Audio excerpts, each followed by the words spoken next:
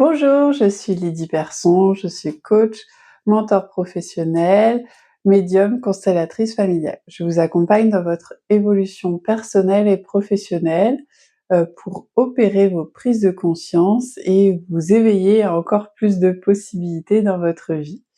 Et dans cette vidéo, j'ai envie de vous partager mes prises de conscience sur la micro-aventure que j'ai vécue à Molène, pour que vous puissiez être inspirés aussi à votre tour des possibilités qui s'offrent à vous dans votre vie. Et merci à celles qui me disent que ça les inspire à aller encore plus loin, à oser et à être libre d'être soi-même, de faire, d'avoir. C'est cool, c'est pour ça que je le fais. Donc merci pour vos commentaires.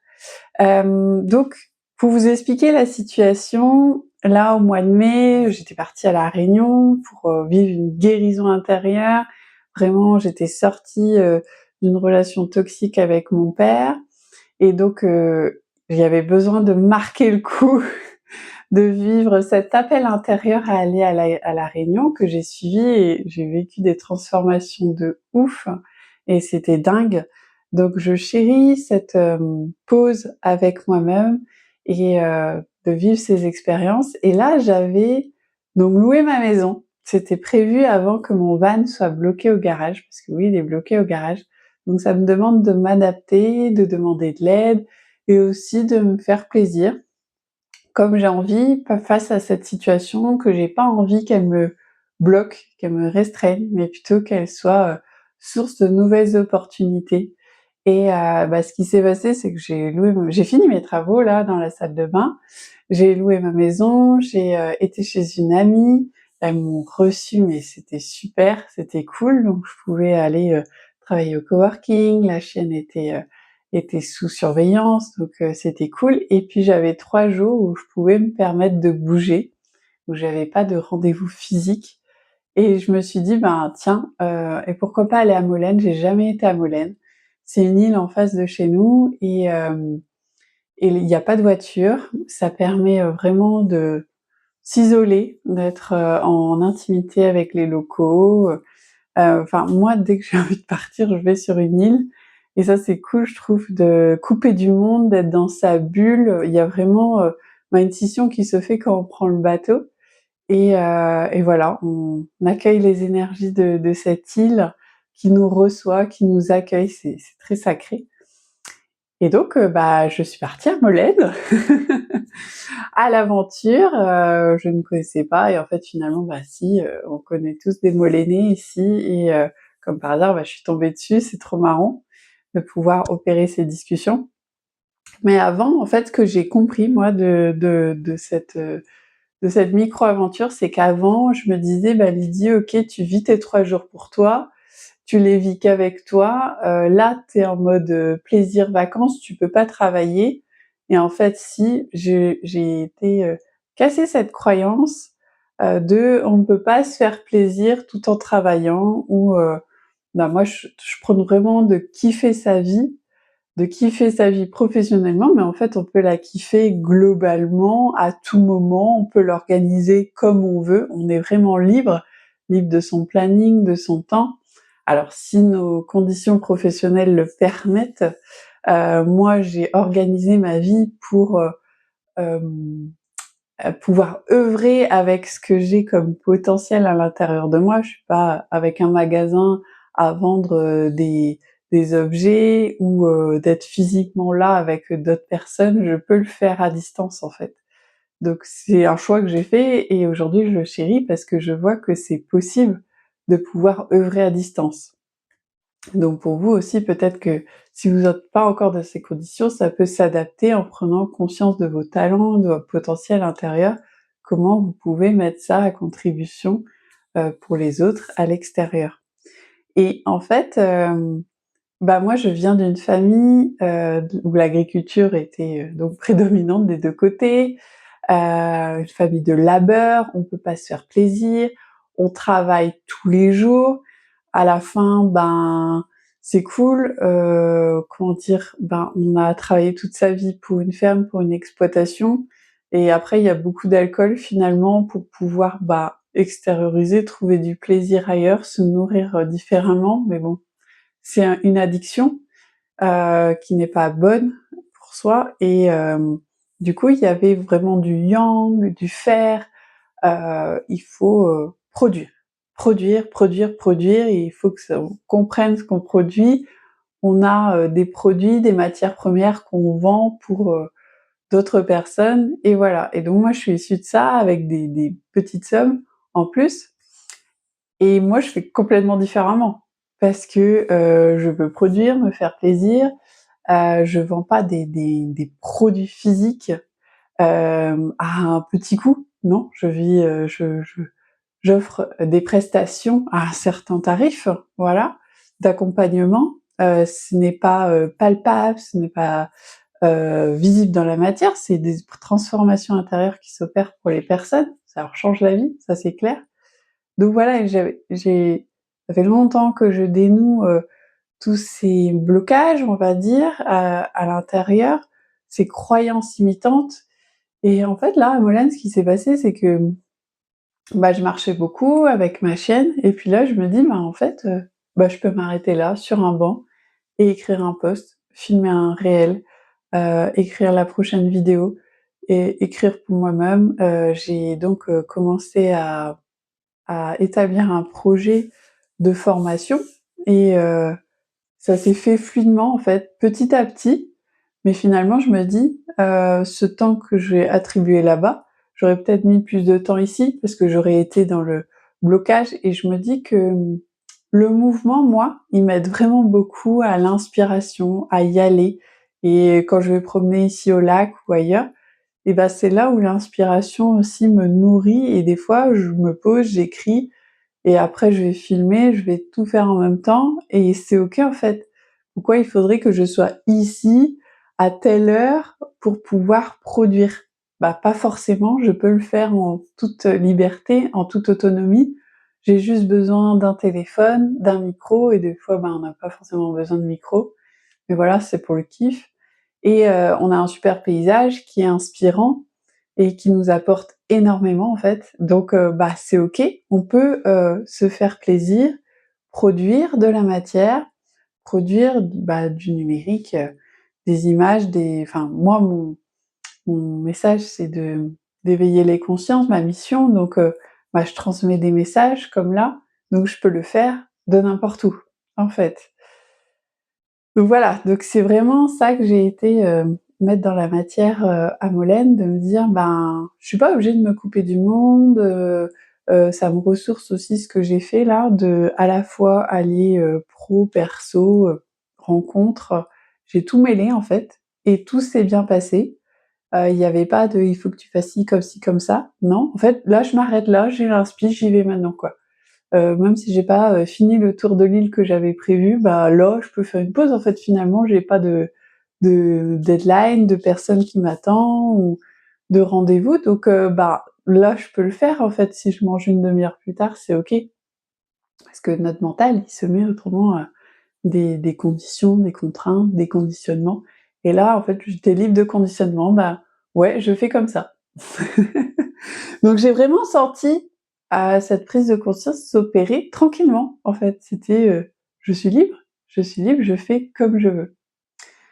Voilà, donc voilà pour une grosse prise de conscience que j'espère que vous pourrez, mettre dans la matière de bah, en fait, vous pouvez faire comme vous voulez et ça demande à se détacher de ce qui vous retient, des croyances. Quelles croyances vous avez, que vous portez, peut-être que vous n'avez pas encore, conscience que vous la portez, mais que vous pouvez vous détacher et quelle est cette mémoire transgénérationnelle qui est bien implantée, dans vos cellules et que vous pouvez, nettoyer, purifier, libérer et les constellations familiales vous aident pour ça et je propose des constellations familiales donc avec plaisir. Il y a autre chose aussi que j'ai observé, donc comme je disais, je suis en train de ça je sors de le triangle dramatique avec mes parents, que j'aime et qui sont adorables, mais finalement on avait une relation, comment dire? Avec, de l'abus de pouvoir, enfin ça a toujours été comme ça finalement de génération en génération et là moi, je suis le mouton noir et je dis: «Stop» et je dis ma vérité et ça ne me convient plus comme c'était, engrammé aussi dans nos cellules. Donc ça perturbe l'équilibre, et bah, comme ça a toujours été comme ça de génération en génération, bah, c'est un peu dur et difficile à comprendre aussi pour les autres et moi je me dis: «Bah non, c'est juste en fait, je veux me réaligner à ce que je suis, à qui je suis, à la Lydie libre». Donc bah, pour l'instant c'est en pause comme ça et bah, je libère tout ce qui est les mémoires de sauveuses, de victimes, de bourreaux, entre nous, tout ce qui est karmique et du coup, ben, j'ai eu des défis à Molène. J'ai eu des personnes, ben, qui se confient facilement, voilà. Je sais que j'attire ça, que, bah, voilà, on me parle facilement, qu'on se confie. C'est très, très vite, j'apprends des choses sur les gens et bah, ça m'intéresse parce que je m'intéresse aux gens. Mais là, j'ai vu que les gens, bah, déversaient aussi leurs problématiques dont je n'ai pas le contrôle, dont je n'ai pas le pouvoir. Mais avant, je vois que j'aurais été happée, la partie empathique aurait dit: «Oh bah mince, c'est ballot pour elle, c'est triste ce qui lui arrive, comment je peux l'aider?» J'aurais, voilà, soit eu une honte de culpabilité de profiter ou d'avoir plus d'argent ou de choses ou de possibilités et donc je me serais restreint et là, je me suis dit, quand j'ai vu les choses arriver, je me suis dit: «Lydie, OK, là, là tu sens, ouais, tu sens le piège où tu es happée à être sauveuse» et je me suis dit: «Non Lydie, arrête. Arrête de poser des questions. Arrête de vouloir aider. Donc cette personne te parle, OK. Tu renchéris pas. Tu sors de ça et tu viens nourrir ta paix, ta sérénité. Voilà, OK. Ben, c'est bête ce qui c'est dommage ce qui lui arrive. Ben, c'est sa vie, c'est pas la tienne, donc c'est OK. Toi, voilà, tu adulte. Elle t'a pas demandé de l'aide. Clairement, elle t'a pas demandé de l'aide, donc bah, voilà, reste à ta place, quoi. Et voilà, j'ai eu 3 situations comme ça, où j'ai vu le jeu arriver, où les gens déversent leurs problématiques et clairement, oui, bah, moi, j'ai une grille de lecture, je vois où j'aurais pu les aider, avant j'aurais été et là, je dis: «OK, non, bah, elle a telle problématique, ben, mmh, ça lui appartient, en fait et elle m'a pas demandé de l'aide, donc je reste à ma place» et là, je me suis dit: «Waouh! Ah oui, effectivement, il y a du changement, de pouvoir, ne mets pas la prise, en fait, là où on t'a pas demandé, donc voilà, reste à ta place et c'est OK». Ça, c'était une grande prise de conscience, de voir l'ancien jeu, l'ancienne version de moi qui aurait réagi à l'intérieur, et en fait la nouvelle qui se dit: «OK, bah oui, c'est dommage pour elle, mais ça lui appartient, donc voilà. Si elle me demande de l'aide, après ça, c'est autre chose». Donc c'est vraiment ça, de pouvoir être libre de ses pensées, de ses manières de faire, de ses comportements, de ses injonctions, de sa posture.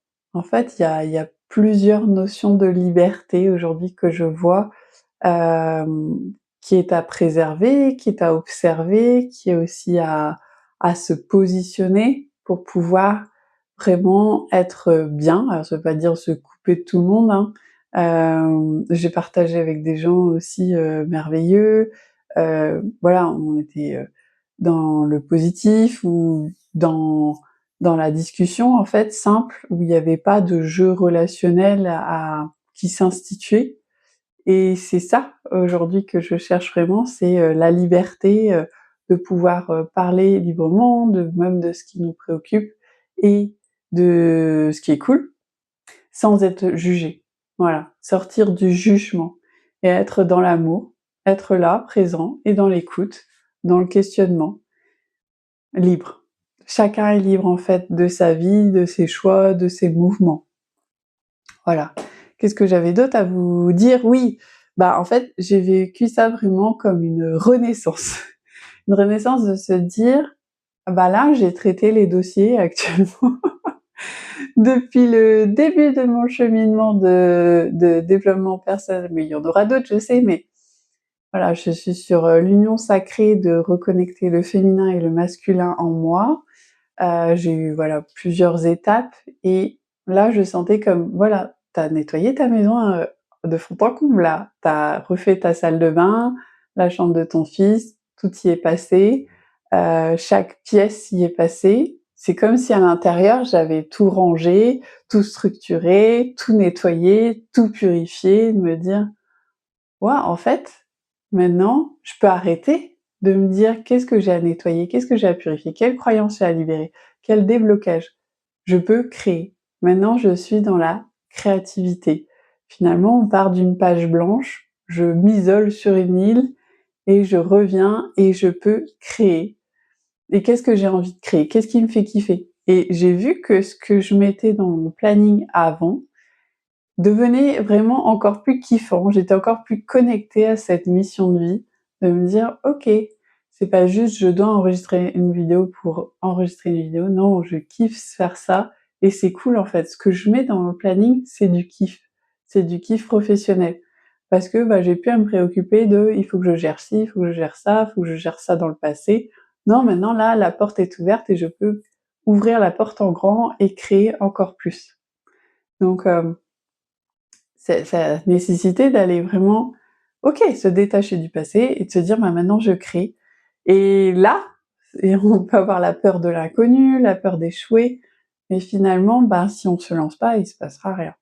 Donc je me dis que je suis protégée et que mon message touchera les bonnes personnes. Je vais continuer à m'améliorer, à avancer et voilà, à traverser ce que je dois traverser comme épreuve et expérience et qu'elle soit enrichissante et que je vais, progresser. Donc c'est OK, j'avance petit pas par petit pas. Mon planning, je mets ce qui est possible et plus ce que je dois faire. Non, ce qui est réaliste et possible et ce qui me fait kiffer, il y a pas de pression finalement. En fait, je me fais plaisir, je donne, mais comme j'ai envie, finalement. Donc c'est vraiment ça, de vivre une renaissance intérieure, de se dire: «Ben voilà, c'est bon, j'ai traité les dossiers et je peux créer». C'était ça aussi un passage de cette aventure à Molène. Et ça, c'était trop cool d'accueillir ça. Voilà, franchement, si vous vivez un appel intérieur d'aller vous connecter sur une île, ou ailleurs, hein, sur une randonnée, un paysage, ben, allez-y quoi. C'est là où, dans la matière, on peut en fait réfléchir à plein d'expériences qui peuvent, nous apporter, mais souvent on va peut-être les réfléchir, les imaginer, les visualiser. Mais là, quand on se met en mouvement, qu'on se lance, qu'on y va, bah, on est vraiment dans l'expérience. On est dedans et c'est là qu'on voit, enfin, on vit les choses et après on peut se dire: «Ah bah ouais, là j'ai fait différemment. Ah oui, là ça a évolué. Là je vois que j'ai réagi différemment. Avant j'aurais réagi comme ça, maintenant je réagis mieux et maintenant ça se passe mieux et je prends des meilleures décisions ou plus rapidement, je suis plus connectée à moi, à mon essence, à mes intuitions. Putain, c'est fluide, c'est cool et ça se passe tellement fluidement qu'on est même surpris de pouvoir, bah, voilà, que ça agisse aussi, facilement. Donc voilà, de vivre cet appel intérieur, c'est trop cool. Et ben, je vous dis à très bientôt et j'ai prévu une autre micro-aventure bientôt parce que, bah, voilà, je me dis: «Putain, il y a des jours comme ça». Donc bah, voilà, je profite de cette liberté pour pouvoir encore, plus, m'épanouir et être encore plus libre dans d'autres environnements.